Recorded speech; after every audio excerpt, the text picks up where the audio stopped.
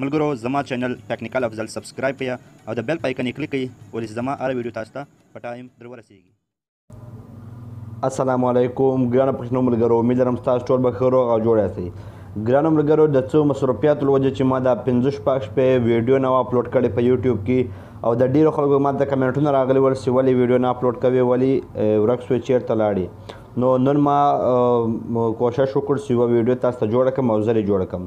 نو ګرانو ملګرو، نن په دغه ویډیو کې تاسو درښایم ستاسو څرنګه یعنې څوک غل راسي او ستاسو موبایل چې له جوبه چې موبایل کاږي، نو په هغه ټایم به ستاسو موبایل یو زنګ ووهي، نو تاسو به پرې پوه سئ. صحیح ده.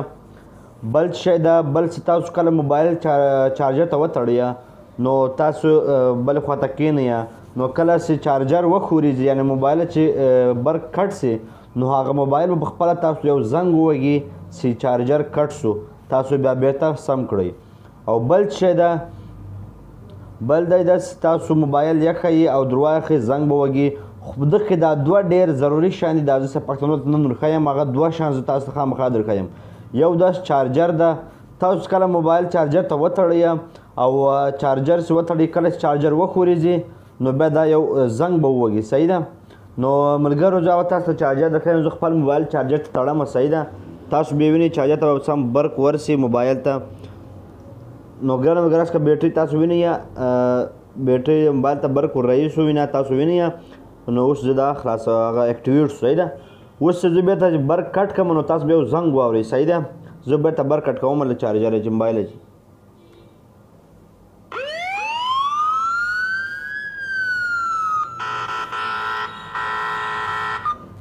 نو ملګرو، تاسو ولیدل کله چې له موبایله چې برق کټ سو نو په هغه ټایم یو زنګ ووال سو، یعنې له موبایله چې برق کټ سو بیا تاسو سم کړه. یو خو دا ډېر ضروري شی ده چې ما تاسو ته درښول مال خامخا بیا درښیم پښتنو وروڼو ته. او دویم شی ده، له ډېرو خلکو چې موبایل ورکېږي. موبایل ولې ورکېږي؟ موبایل ورکېږي چې غل راشي پټ یې له جوبه وکاږي او موږ پرې خبر نه سو. ښه، نو په دغه پروکسیمیټي ډیټکشن موډ، دا دریم موډ چې ده، په دغه بیا کلیک کوئ. ښه، نو اوس دا د شی ده چې مثال ما موبایل په جوب کې اچولی ده، اوس تاسو خو نسم درښولی، ما اوس موبایل په جوب کې اچولی ده، اکټیویټ سو. اوس چې څوک موبایل ورواخي نو موبایل به زنګ ووهي. صحیح ده. دا اوس ما یې په جوب کې واچو، خو کله ما بیرته راواخیستل نو زنګ یې ووهو. تاسو یې پخپله کتلی شئ. زه اوس طریقه هم درښیم تاسو څرنګه دا اپلیکیشن ډاونلوډ کولی شئ. او دغه کې څلرم یو کته یو شی ده، هغه هم ضروري شی ده. هغه دا شی ده چې دا تاسو اون کړئ، نو دا تاسو اون کړئ کله چې ستاسو په موبایل چې یعنې سیم څوک وکاږي، لا تاسو موبایل چې څوک سیم بدل کړي نو بیا دا ستاسو موبایل زنګ وهي. خو دا دومره ضروري شی نه ده، دا دوه شیان ضروري وو. یو چارجر چې وښورېږي باید موږ ته معلومات وسي چې زما موبایل برق کټ سو. دویم دا چې څوک موږ موبایل پټوي نو موږ باید ورپام سي. نو دا دریم شی چې دا باید تاسو اکټیویټ وساتئ. صحیح ده. دا اوس اکټیویټ سو. صحیح شو. دا اوس اکټیویټډ سو. دا اوس تاسو چې کله په موبایل جوب کې واچوئ او بل څوک چې راکاږي نو موبایل به زنګ وهي. نو ګرانو ملګرو، امید لرم تاسو دغه ټول پوه سوي یاستئ. صحیح ده. خو چې تاسو درښیم دا تاسو ډاونلوډ کوئ څرنګه. دغه ډاونلوډ کېدل لپاره به اول تاسو لاړ شئ پلی سټور ته. پلی سټور به ځي، هر چا ته معلوم وي ولې پر موبایل کې پلی سټور وي. پلی سټور ته لاړ شئ، دلته به ورته ولیکئ انټي. صحیح شو.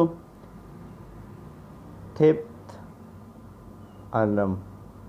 دا سپیلنګ باید تاسو وګورئ، سپیلنګ څه غلط نه ولیکئ.